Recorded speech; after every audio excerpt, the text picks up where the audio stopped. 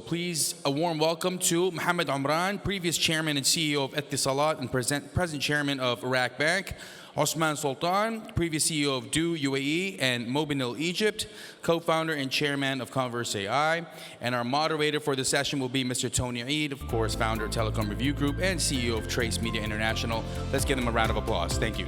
I don't know how to start today because I have two next to me who make really difference in the history of telecom. Thank you, sir. Really, I'm speechless how to describe Mohammed Omran's role in this industry, his role in the Etisalat expansion by getting first license in Egypt and much more, or Suraya launch, first satellite in UAE, and in fact in the Arab world, as well as Osman Sultan, who did the first operator in Egypt with many slogans under Mobinil, or he was the starter CEO of Do, a second operator which was challenging at that time in a country which saturation of mobile was almost 100%. So glad to have you both. We'll talk now. I will ask same question for both of you. Good. I will start with you, Mr. Abdurrahman. Okay. Looking back on your career, what major moments have defined the history of telecom? أولاً, Assalamu alaikum. Thank you, Tony. Really, there are more than one point, but maybe one of the main point we had in Etisalat and make the real change was how the future, or how did we see the future at that time. I'm talking here late 80s and early 90s. By the way, UAE was among the very early countries to implement mobile system. And the first mobile system was implemented in UAE back in 1983. Now, when we talk about mobile, we are not talking about the device you have now. It was a big equipment to be fitted in car, in the boot of the car, and you can use the telephone in the same way as you use normal telephone at that time. But that was a major breakthrough. However, the point which has really changed and which was right was in very early in 1991, there were discussion within Etisalat how the future or coming in the telecom. And we arrived that there are two areas which will lead and shape the future in telecom, and was number one, mobile, number two, internet. That was very early. And for that, we worked in order to be among the leader in mobile at that time and the leader in internet, and the mean to connect internet was the fiber optics. UAE now still among the top countries in fiber connectivity.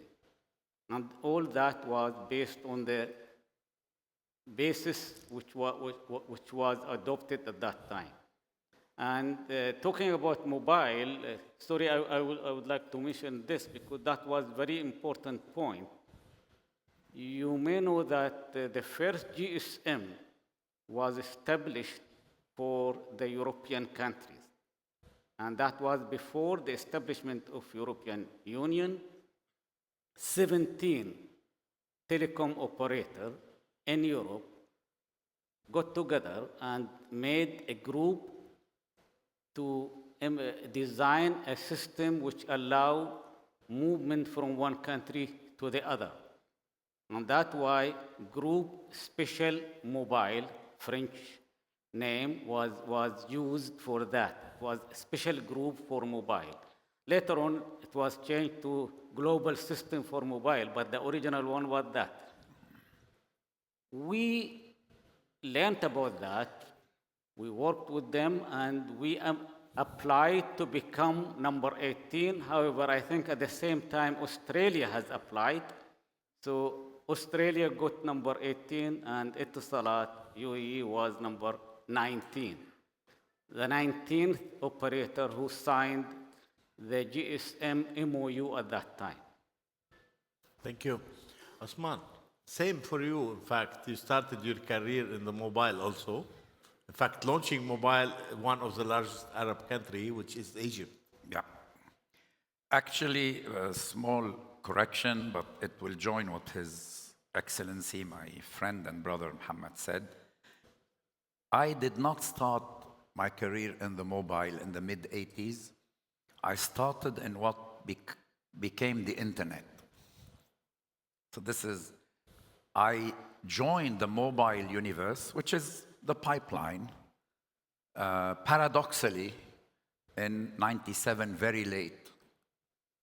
And when we applied for the license in Egypt. And the people in the network who were working with me when I was CEO in Mobinil were surprised how ignorant I was in the technology jargon. So 3 phases, and I'll try to use 3 images. First, what became, and it's interesting because what you said, Mohammed, is quite true. There was 2 things that were working in parallel. All the research was starting in, how to use search engines, query databases. By the way, this is since the mid-60s. And in parallel, the connectivity, how people can be connected to each other. And there was the beginning of how we can connect remotely, and they were moving. Back in 1993, there was this big idea that was formulated, Al Gore, information highways, and all the European countries that started this. And the beginning of what we call the GSM still. So, you can talk to somebody. And when we started in the 95, seeing people with devices that started the Motorola and the Nokia of this world, this was a big, big thing. So that is the pre-internet and pre-mobile, real mobile handset era. Then I had the privilege in my career to move to the mobile in a large group. I was working with France Telecom, that is now Orange. And the idea was licenses everywhere. So that was what marked this. And I remember that every business plan we were doing was shooting for very careful, because the people who were doing business plan were coming from the finance, and you look at population in a country, GDP per capita, etc. Just as when I presented the business plan for the license in Egypt, we put in this, I still have a copy of this document, we put 8% penetration after 10 years in Egypt, 8%. In a country which was at the time close to 90 million people. Egypt is today 105 million people. So when I said, and that slogan probably is a shift, not in my career only, it was, but in the way people, when I said a mobile in the hand of everyone, al-mahmul fi yad al-jamia, this is the slogan, that created a shock. In my own company, a lot were opposed, no, this is over-promising, etc. I remember the lady who was in charge of the regulatory authority, there was no told me, do you think that in 5 years, the plumber and the taxi driver will have a mobile in Egypt? I told her, if we have to wait 5 years for the plumber and the taxi driver, then we have to be all fired. Maybe because at that time also devices And were expensive. And the device was obscenely expensive. You would pay $600, $700 in Egypt, Yeah, maybe. everywhere, For, in fact, for at a the device. And you will pay $600, $700 in a country where the engineer working for Telecom Egypt that we recruited was getting $250 after 6-7 years. We had these people working for us. And for a SIM card, without any minute, without anything, you would pay another $600. 2000 جنيه و 2000 جنيه. Okay. So that was a shift. That you said, which are the moments that really mobility is becoming. At the time, I was chairing for the ITU, a group for the private sector. I said, being connected as basic human need, and some people oppose this in the lines of, and then later on, I upgraded my statement in one of the conference, in your conference here, years ago. I said, connectivity as a basic human right. And this is today, that's a shift. It's not only a need, it became, countries figured out that connectivity is an engine, driving engine for economic prosperity, etc.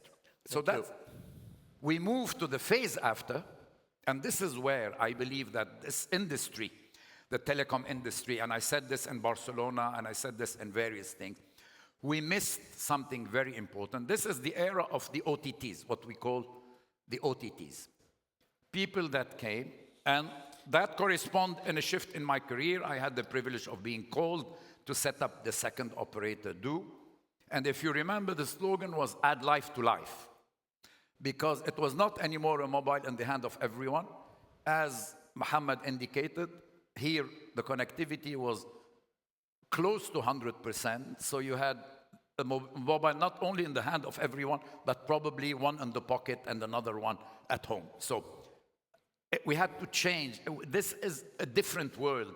This was the beginning, if you remember, 2005, 2001. This was the beginning of something called Facebook, years after something called WhatsApp came. And we missed this opportunity. I will talk about it. Okay. We missed the opportunity of... Very good. In the sake of time, I will go to second question. Okay. Can you elaborate on the current telecom scene? I don't know if you're contributing or not, but what's your opinion about the current telecom scene? Well, for me, I am monitoring what's going on, of course, and this is part of our blood, so we cannot leave it. However, things changed a lot. Basically, there are several reasons why they change, of course. Number one, technology changed, and everyone, earlier there were much less capabilities within the system. Now we have much more capabilities, of course. And the second one is the coming of Chinese. Chinese has changed a lot of the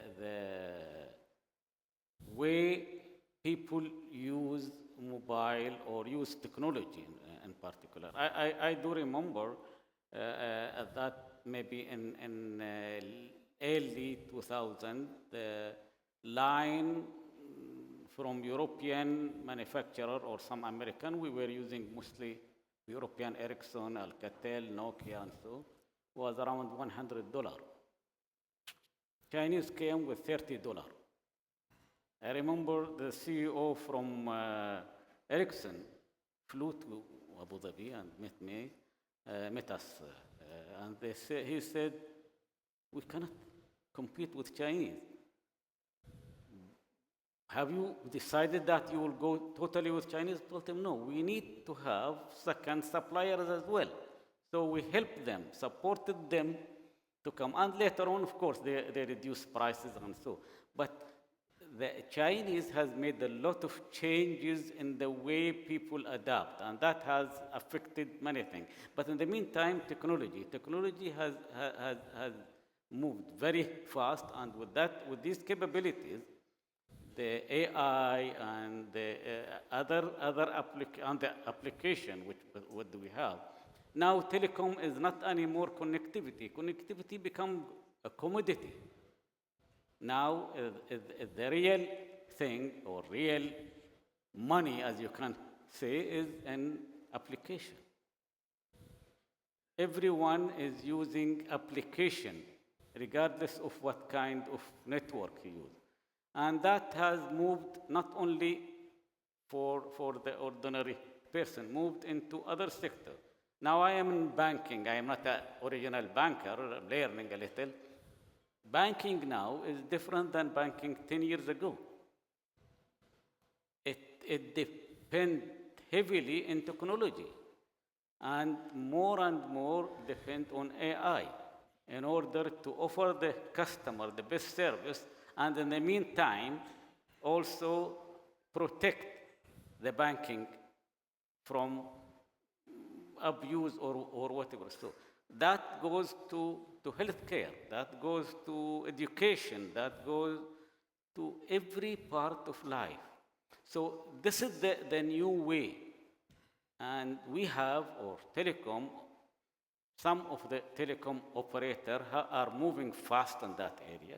They have the capability, they have the user base, they have the funding, they have the smart people. Those who go into this direction will succeed. Those who adopt or maintain the original way of that telecom and connectivity and so will suffer. And we see that many are suffering because of that. Thank you. Thank you. Osman, what is your input on this current telecom? And you are also more active in technology now. Yeah. One important remark to bridge between, let's say, the past and the future. We were sitting on a panel, I don't know if it's Telecom Review or GSMA or something, and my colleague, head of strategy of Etisalat at the time, this is the beginning of these OTTs, said, but look, these companies, they're financial, they're not profitable, the WhatsApp, the business model. Look at the cash flow that we were very cash-rich companies. And I think this was, of course, a blessing because we need to do the investment, but a curse because we never changed. I do believe that in telcos, we loved innovation, but it was always innovation around technology. We never innovated around the business model. This is what these OTT came.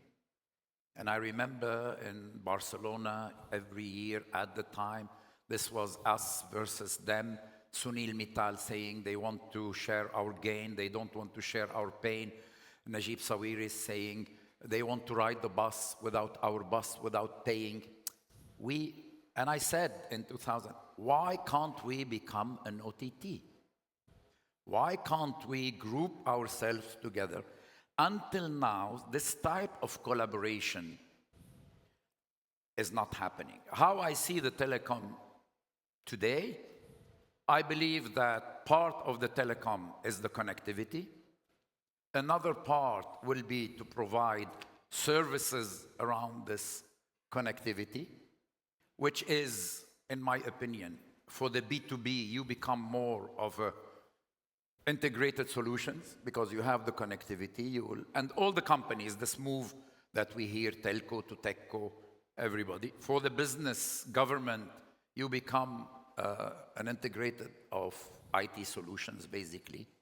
And for the consumers, you become either a fintech company or a content company. And I always said, we will never compete with the likes of the Netflix or the Amazon Prime or etc. because this is not in the DNA. This is not in the DNA. And in my opinion, in these areas that address consumer, if we do not find a way to collaborate on a business model, we will not get it there. Thank you. Looking ahead, what is your vision for the future of telecom? In fact, you can elaborate a little, but just to wrap up this discussions. No doubt, I don't think the small one will afford, the small operator alone will afford to compete in the future. This is 100%. Definitely, the issue of scale is very important. Now, that scale could be that mean obtained via different means. Among them is the expansion or collaboration. And collaboration is important, I believe, as Osman said, because in our region, there are certain requirements may be different than others. So we need to adapt some kind of solution to meet this kind of requirement. That one, I believe that will happen whether we like it or not, or whether someone like it or not. That is going to happen. Now, definitely with technology, there are a lot of capabilities, and these capabilities, unless they are used fast and adapted to the requirement, we will be behind. So I am sure that this is the only, or this is the main way for the future in telecom. Thank you. Osman, what do you think your vision about the future of telecom? I believe that more and more basic infrastructure, because that's very capex heavy, will be shared. I believe that governments will be more and more present in this, because there are national security matters in the infrastructure. And there is, as well, as I said, the economic development. But that will be more and more like His Excellency indicated, a commodity, more predictable results on investment, and less return, of course. So that's one. I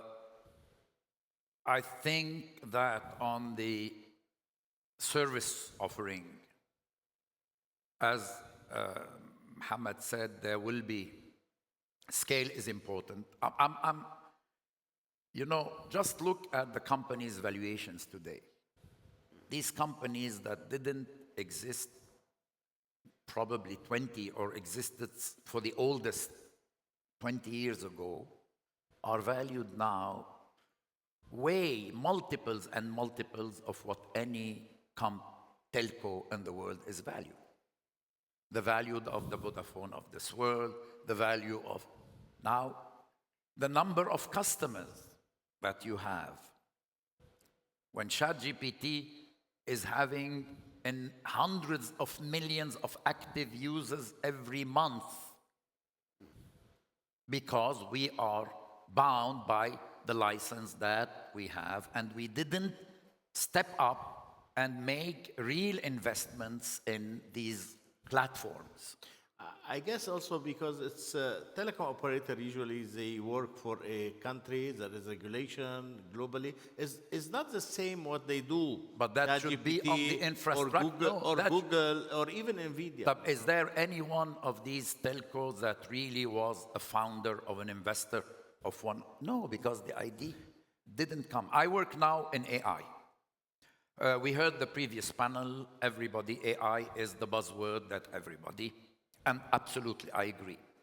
Now, there is the Gartner curve of adoption of any technology, so we will see some dipping, a lot of expectation, because everybody and his cousin and his grandma now are talking about AI. There will be some dip in the expectation, and then we will come to reality. One remark, though, I heard that, yeah, once we have agentic AI exists today, but for some function, probably not for optimizing a network, but if you want to, and I am a founder of one of these companies, Convrz AI, I'm the chairman. You can have a full customer service call with everything that the customer service agent, without, oh, let me transfer to you to the, that is completely handled by AI. This is something we can demo now. That's one thing. So I believe AI is coming faster. Of course, it has a lot of questions. And the people working in the kitchen of AI are asking these questions, existential questions. Because I saw on the film that was rolling, Harness AI.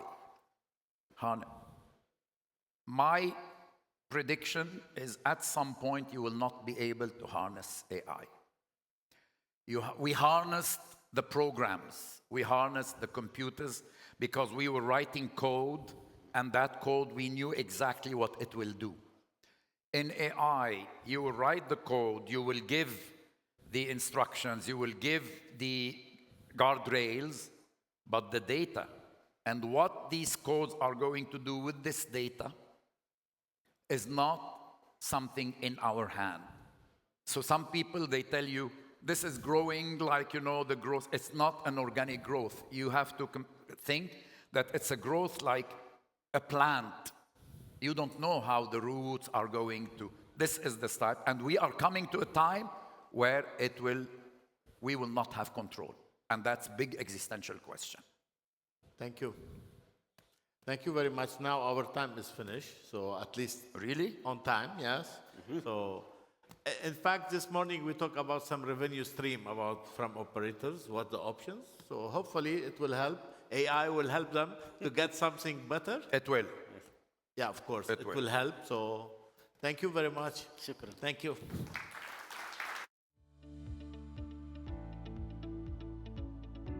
Thank you very much, gentlemen, for the fireside chat. We'll just have a picture center stage.